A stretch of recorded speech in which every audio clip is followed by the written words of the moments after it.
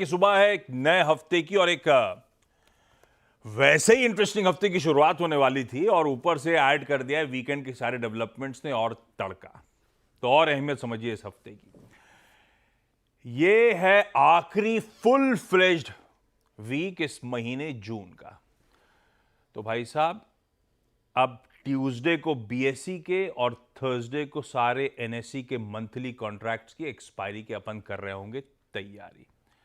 Monthly contracts, जून तिमाही, बड़ी वाली एक्सपायरी, जो समझना है समझिए। वैसे ही हफ्ते की अहमियत थी। दूसरी ज़्यादा इंपॉर्टेंट चीज़ एक और थी, वो थी जेरोम पॉवेल साहब की टेस्टिमनी, बयान, सवाल जवाब यूएस के पार्लियामेंट में कह लीजिए।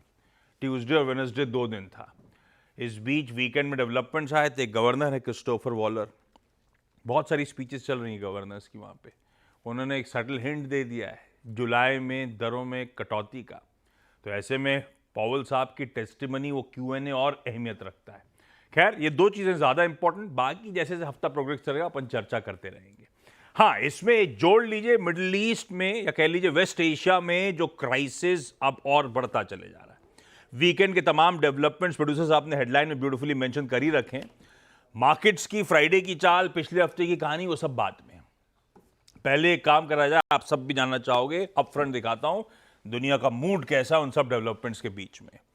गिफ्ट निफ्टी कह रहा है आधे % के दबाव के साथ हम आज कामकाज की शुरुआत करते हुए नजर आएंगे। 125-150 पॉइंट गैप डाउन शुरुआत होगी। एशियन मार्केट्स का मूड सुबह सुबह स्क्रीन पर रख दीजिएगा। हमारे एशियन पियर्स, स्टिंग भी चला दीजिए, सॉरी भूल गया था मैं। एशियाई पियर्स जैसा देश जैसे गिफ्ट निफ्टी संकेत दे रहा है, वैसी एशिया का हाल है भाई। डिटोरिएट तो हुई है जियोपॉलिटिकल सिचुएशन, उसी का खामियाजा। अरे यार, चाइना के मार्केट अभी खुले नहीं है डॉक्टर साहब, थोड़ा सब रखा करो आप थोड़ा सा। बाकी जो खुले वो पेन में, दबाव में। हुआ क्या, फ्राइडे को हम क्लोज हुए थे तो उस समय यूएस के फ्यूचर्स 1/4% दबाव में थे। एक्चुअल सेशन में भी फ्लैट से आधा % दबाव था। छोड़िए वो इंपॉर्टेंट नहीं है। आज सुबह की तस्वीर बदल रही है।